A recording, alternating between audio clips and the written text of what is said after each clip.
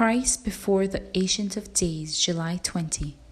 Living in the Judgment Hour. I saw in the night visions, and behold, one like the Son of Man came with the clouds of heaven, and came to the Ancient of Days, and they brought him near before him. Daniel 7, verse 13.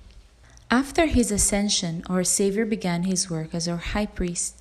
Says Paul, Christ is not entered into the holy places made with hands, which are the figures of the true, but into heaven itself, now to appear in the presence of God for us. Hebrews 9, verse 24.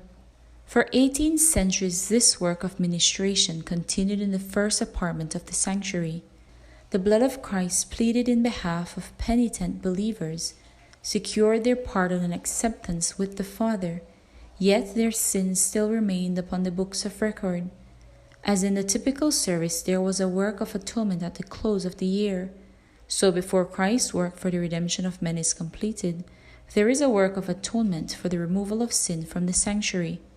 This is a service which began when the 2,300 days ended.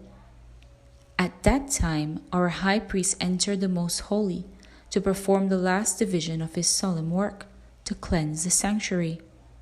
The coming of Christ as our high priest to the most holy place, for the cleansing of the sanctuary, brought to view in Daniel 8:14, the coming of the Son of Man to the Ancient of Days, as presented in Daniel 7:13, and the coming of the Lord to his temple, foretold by Malachi, are descriptions of the same event, and this is also represented by the coming of the bridegroom to the marriage, described by Christ in the parable of the 10 virgins of Matthew chapter 25. The cleansing of the sanctuary involves a work of investigation, a work of judgment.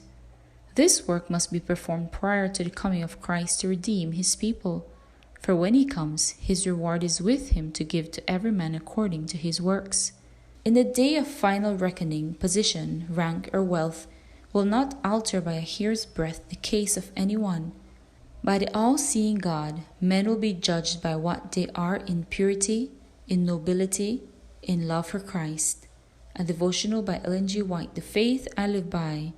May God bless you. Maranatha.